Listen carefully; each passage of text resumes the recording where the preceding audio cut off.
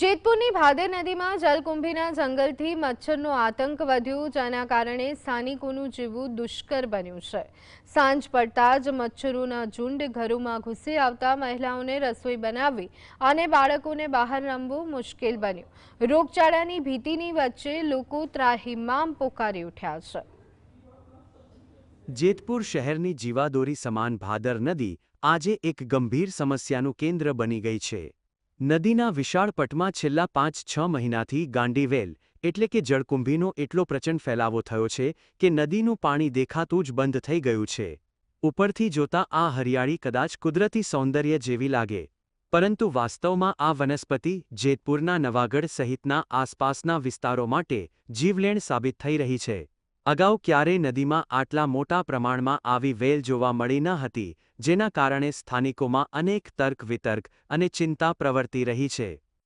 મચ્છર એટલા આવી ગયા છે તે અમે આમાં કેમ રસોઈ બનાવી, કેમ રહીએ, મચ્છરના ધુમાડા કરીએ, અગરબત્તીઓ સળગાવીએ તોય મચ્છર હટતા નથી। જે ભાદરમાં વેલ આવી છે એના લીધે મચ્છરનો બહુ ત્રાસ વધી ગયો છે, જેના લીધે અમે કે અમારા બાળકો બહાર નીકળી શકતા નથી, અને જો બાળકોને કે અમને કાંઈ પણ રોગચાળો થશે તેનો જવાબદાર કોણ? જળકુંભીના આ ગીચ આવરણને કારણે મચ્છરોનો ઉપદ્રવ એટલી હદે વધી ગયો છે કે સ્થાનિક લોકોનું જીવવું દુષ્કર બન્યું છે। સાંજ પડતાની સાથે જ મચ્છરોના ઝુંડ ઘરોમાં ધસી આવે છે, જેના કારણે લોકોએ દરવાજા બારીઓ બંધ કરીને કેદ રહેવું પડે છે। ગૃહિણીઓ માટે રસોઈ બનાવવી પણ મુશ્કેલ બની છે, કારણ કે મચ્છરો ભોજનમાં પડી રહ્યા છે। બાળકો બહાર રમી શકતા નથી અને રાત્રે મચ્છરોના અસહ્ય ત્રાસને કારણે ઊંઘવું પણ અશક્ય બન્યું છે। ઘરની સફાઈ કરતી વખતે ઠેર ઠેર મચ્છરોના ઢગલા જોવા મળે છે, જે સ્થિતિની ગંભીરતા દર્શાવે છે। આ અસહ્ય પરિસ્થિતિને કારણે મલેરિયા અને ડેન્ગ્યુ જેવા જીવલેણ રોગચાળો ફેલાવાની પ્રબળ ભીતિ સેવાઈ રહી છે। 4 મહિનાથી વેલ આવી છે, પણ મચ્છર તો એટલા બધા થાય છે। અત્યાર સુધી મચ્છર હતા જ ને હતા, પણ આટલા બધા નહોતા એમ। આ તો બહુ જ મચ્છર આવી ગયા છે, અને વેલ તો આખે લીલું ઝાડઝાડમાન જ થઈ ગયું છે। નદી દેખાતી જ નથી, પાણી જ નથી દેખાતું, એટલી હદે વેલ થઈ ગઈ છે। એ વેલને જલ્દીથી જલ્દી કાઢે તો ભાદર બી સાફ થાય અને માણસોને બી મચ્છરનો ત્રાસ ઓછો। અહીંયા એ મચ્છર નાના બાળકોને રોગચાળો ફેલાવે છે અને ઘરે જમવામાં બી મચ્છર પડે છે।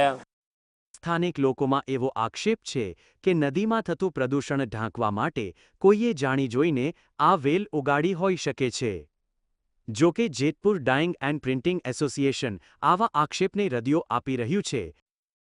મચ્છરોનો ત્રાસ હોય છે, મેં સાંભળ્યું છે રાજકોટમાં, ગોંડલમાં આ તકલીફ છે। હવે ત્યાં ક્યાં કારખાના છે, તો ત્યાં પણ નાગરવેલ થઈ છે, તો એનો મતલબ એવો નથી કે નાગરવેલ અમે વાવી છે।